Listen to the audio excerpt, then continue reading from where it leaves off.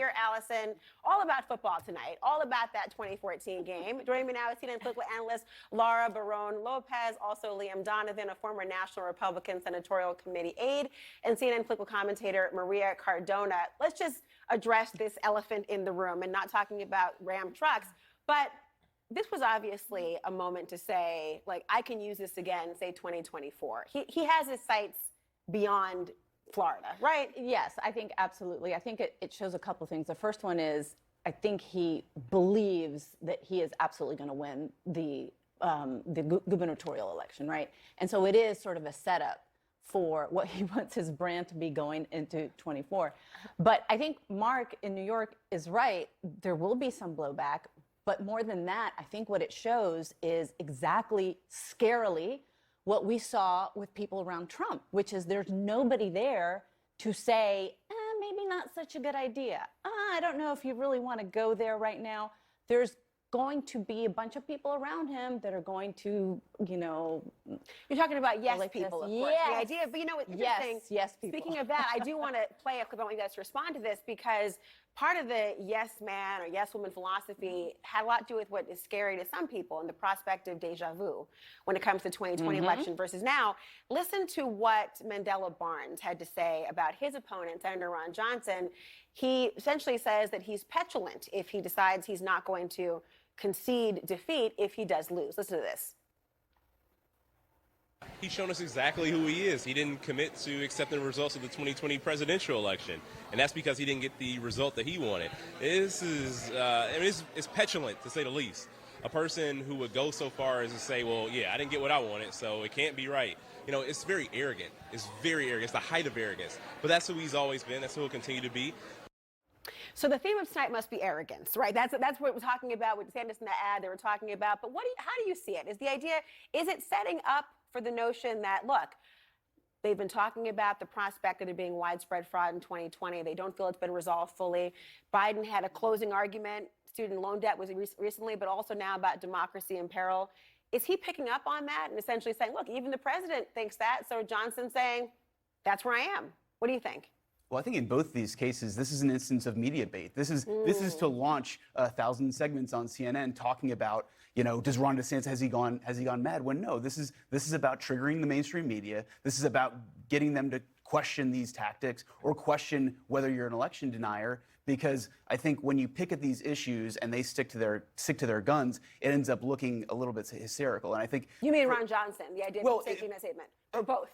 I think that's the through line in my opinion. But with Johnson, I think it shouldn't be a gotcha question, but it's become a gotcha question to acknowledge that one should, respect the outcome of an election is an implicit swipe at the former president, which is not something that Republicans want to do right now. That's interesting you say that, the idea of sort of the gotcha debate. I remember in the conversation a few years ago was always, do you have confidence in this person? Have you lost confidence? And that was always the way that question was asked of the press secretary. But then you think about Congressman Dan Crenshaw on the 2020 election lie, and he essentially says, thinking of bait, it was a bait and switch. It was always kind of a lie. Listen to what he said.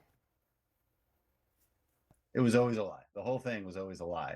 And it was a lie meant to rile people up. And, I've talked about this ad nauseum. It really made me angry because I'm like, the promises you're making that you're gonna challenge the Electoral College and overturn the election, there's not even a process for you to do that. It doesn't even exist.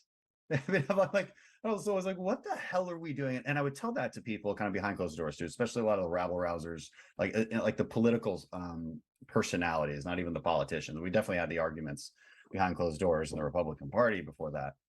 But even just the others, they're like, yeah, we know that.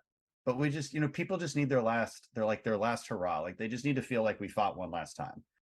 Remember, Laura, he was somebody who voted to certify the election. So this was on his Hold These Truths podcast. What do you make of that? Well, look, I think that there's two big things right here that I want to point out, which is that there are ramifications to that big lie, to the lie about election results. January 6th and the violence that day was a direct result of the fact that the president repeated over and over again this lie. I don't think it's a gotcha question to ask candidates, whether they're Democrat or Republican, are you going to accept the results if you lose? That is a very serious question now. We have seen where lies about not accepting election results leads to violence. I was just in Michigan, and I was talking to election workers there, and ones who have been running elections for 20 years or more. They're scared. They're upset and they're scared and they're like— Physical safety. Yes, physical safety. One of the city clerk of Madison Heights I was just talking to, and she said she now has cameras on her home. She is not letting her election workers put their last names on their name tags. She is now in constant coordination with local police in a way that she has never been before. And she's tracking external threats that the FBI might send to her. Those are all unprecedented steps that did not happen prior to 2020. And they are happening, and she knows they are happening, and she said it because of the election deniers that are running up and down the ballot in Michigan. And she said that if she could say something to them, it would be that those lies have consequences, that those words have consequences. So when someone, a candidate like Ron Johnson, as a reporter, it's my job to hold those politicians accountable, whether they're Republicans or Democrats. And if they're saying— I interviewed Matthew DePerno, the Attorney General candidate in Michigan, who is also spreading lies about the 2020 election. And I asked him the same question, the question I asked Dana Nessel, the incumbent Attorney General: are you going to accept the results if you lose? She said yes. He said, I'm going to win. He refused to answer the question. So it's a very serious question that I think every candidate has to answer. In fact, Allison, on that point, I mean, we've heard time and time again that sort of pivot that Laura is alluding to, the idea of, not just saying the yes or no, which is a very difficult thing for people to say, apparently. And you could, if it was a gotcha question, which I don't think we collectively agree that it is, couldn't you just answer it in the affirmative? Yes. Well, I mean, we also have a word for that we used to teach our kids: sore What is losers. that? Sore So losers. two Don't be words. a Okay, yeah. yes, thank you. Math is not my strong suit, but sore losers. I'm And with you. It's amazing how many elected officials are now willing to be unabashed sore losers and say it out loud. So yes. Okay, but Laura, Well, we'll see. do you know what else is on the ballot on Tuesday? Pot. Voters in 5 states decide whether to legalize recreational marijuana, and my panel has some strong feelings about that coming up.